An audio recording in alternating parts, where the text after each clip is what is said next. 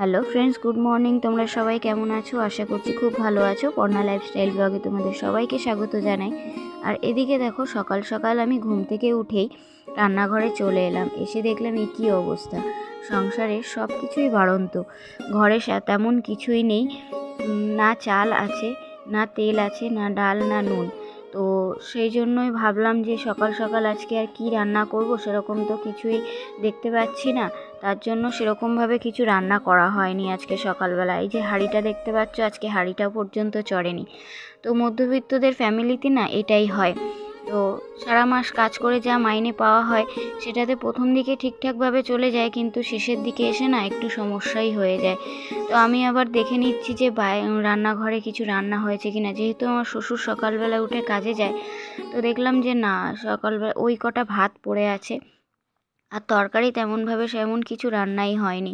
তো ভাবলাম যে এত চিন্তা ভাবনা করে লাভ নেই, তো একটা উপায় আছে, সেটাই এখন করব। তো সেটা হচ্ছে, এখন যাব রেশনে, যে রেশন থেকে যে চালটা পাবো সেটা দিয়েই কিছু টাকা পাবো, সেখান থেকে হচ্ছে বাজার দেওয়ার কিছু করব। তো এই যে বাজারের ব্যাগ ট্যাগ নিয়ে নিলাম, নিয়ে এবার রেশন কার্ডটা নিয়ে নেব। তো বাজারের দিকে যাই, দেখি কি পাওয়া যায়। আর সত্যি কথা বলতে বাজারে এখন যা দাম সব কিছুর, প্রচণ্ড চাপ হয়ে যাচ্ছে। তো এদিকে রেশন কার্ডটা খুঁজে পাচ্ছি না, টেনশন হচ্ছে কোথায় আছে রেশন কার্ডটা। তো আমার শাশুড়ি রেশন তোলে, যেহেতু শাশুড়ির হাতের ফিঙ্গারপ্রিন্ট ওঠে না, তো সেই জন্য আমাদেরকেই যেতে হয়।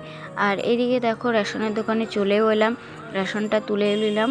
তুলে এই যে দেখো, এখানে বাজার বসেছে, বাজারের মধ্যেই রেশনের দোকান।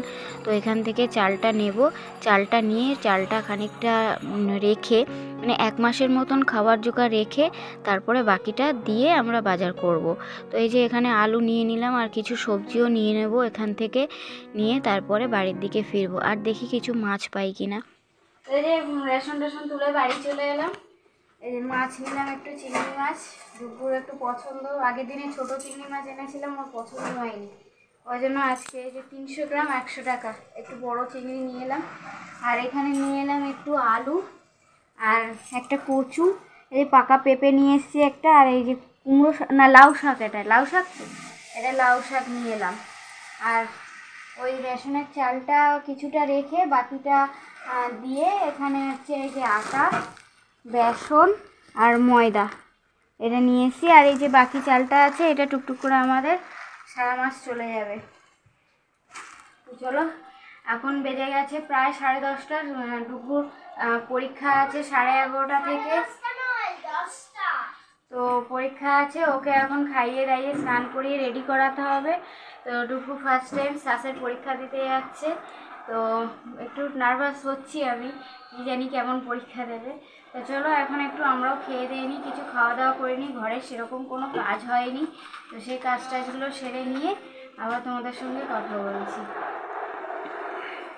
তো সকালে বাজারের টেনশানে তেমন কিছু খাওয়া হয়নি, তো অনেকটাই বেলা হয়ে গেছিলো, খিদে পেয়ে গেছিলো। তো দেখলাম এখানে আমরা রেস্টুরেন্টে খেয়েছিলাম, তো সেই ফাঁকে আমার শাশুড়ি একটু পরোটা করেছে, আর এখানে সয়াবিন আলু ক্যাপসিকাম দিয়ে তরকারি করেছে খাওয়ার জন্য। তো এখন বাজার টাজার সেরে এসে সব কিছু এসে এখন খেতে বসে গেলাম। এখন ডুগ্গুকে খেতে দেব, আমরাও খাবো, কারণ ডুগ্গুর আবার 11টা থেকে পরীক্ষা আছে, শ্বাসের পরীক্ষা, ও ফার্স্ট টাইম শ্বাস পরীক্ষা দিতে যাবে। তো তারপরে এখান থেকে খাওয়া দাওয়া সেরে চলে এলাম বাসি কাজগুলো করতে, যেহেতু সকাল সকালই বাজারে চলে গেছিলাম, গিয়ে সেই কাজগুলো করা হয়নি। তো এখন এই কাজটা করে নেব, নিয়ে তারপরে ডুগ্গুকে রেডি করাবো। তো সত্যি কথা বলতে সারাদিন খাটাখাটনির পর যদি পরিষ্কার পরিচ্ছন্ন গোছানো বিছানা না পাওয়া যায় না, সেটাই খুব খারাপ লাগে।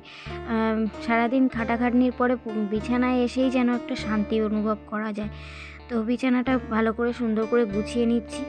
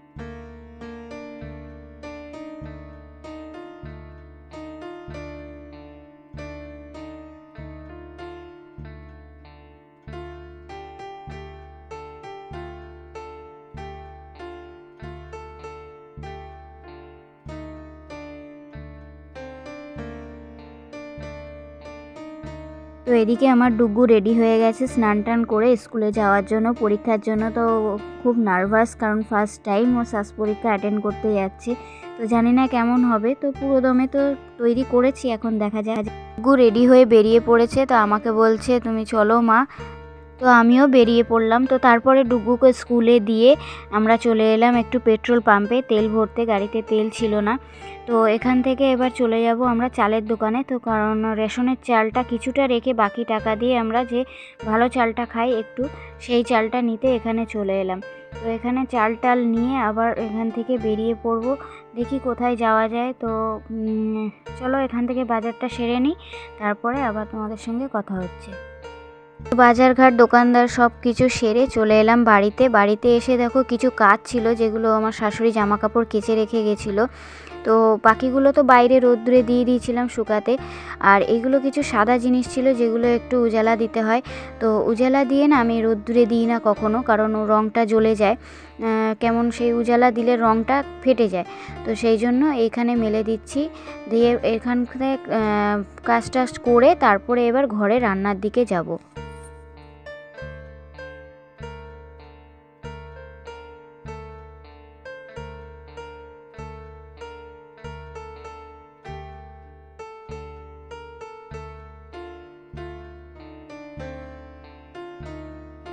তো বাইরের কাজকর্মগুলো মোটামুটি সারা হয়ে গেছে। তো এবার চলে এলাম রান্নার প্রস্তুতি নিয়ে। তো কি রান্না করব সেটাই বুঝতে পারছিলাম না। তো তারপর ভাবলাম যে শাকটা নিয়ে এসেছি, ওটাই টাটকা টাটকা শাক, দেখতে বেশ ভালোই লাগছিল। আর শীতকালে না অনেক রকম শাক ওঠে। তো আমার তার মধ্যে আমি পালং শাক, তারপরে লাল শাক, অনেক কিছু মূলো শাক, সব কিছুই পাওয়া যায়। তো আমার মূলো শাক তো সেরকম আমার বাড়িতে কেউ খেতে চায় না। তো আমি ভাবলাম যে লাউ শাকটা নিয়ে যাই, ওটা তো সবসময় পাওয়া যায় না। তো সেই জন্য লাউ শাকটা নিয়ে এলাম। এখন লাউ শাকটা আমি কেটে নেব। তো এদিকে রান্না করা ছিল আমাদের সয়াবিনের তরকারি, সকালবেলা রান্না করা ছিল, আর লাউ শাকটা করব, আর দেখি কি করা যায়। আর এদিকে দেখো আমি ডুগুর পছন্দের সেই চিংড়ি মাছ নিয়ে বসে পড়লাম কাটতে। চিংড়ি মাছগুলো মোটামুটি বড়ই ছিল, তো ওর পছন্দের যেটা সেটা হয়ে যাবে। ওর আরেকটু ভালো বড় হলে ভালো হয়, কিন্তু বুঝতেই তো পারছো পয়সারও ব্যাপার আছে সব কিছু, যেহেতু মাসের শেষ হাতটা টান চলে। তো এখানে মাছটা আমি বেছে নিচ্ছি। আর এই দেখো মাছের পেছনে যে কালো শিরাটা থাকে ওটা আমি বার করে ফেলে দিচ্ছি, ওটা পেটে গেলে না খুব ক্ষতি হয় শুনেছি। তো আমি সেটা দোকানদারের কাছ থেকেই শিখেছি। তো সেই জন্য এগুলো মাছটাকে ভালো করে কেটে বেছে ধুয়ে নিচ্ছি। আর এদিকে মাছ কাটতে যাব কি, দিনের বেলাতেও কলতলায় এত মশা না, খুব বিরক্তি হয়, বসে কাজ করার মতন না। তো চলো মাছ টাছ কেটে নিই, তারপরে আবার দেখা হচ্ছে। তো সমস্ত কাজকর্ম এদিকে সেরে, রান্নাবান্না সেরে আমি স্নান করে ঘরে চলে এলাম। তো যেহেতু মাথায় একটু শ্যাম্পু করেছিলাম, তো তার জন্য আমি একটু মাথাটা শুকিয়ে নিয়েছি হেয়ার ড্রায়ার দিয়ে। কারণ আমার না মাথা চুল ভেজা থাকলে আমার একটা রোগ আছে মাইগ্রেনের, সেটা মাথা ব্যথা শুরু হয়ে যায়। তো চুলটা না শুকালে সেই জলটা মাথায় বসলে না খুব ক্ষতি হয়।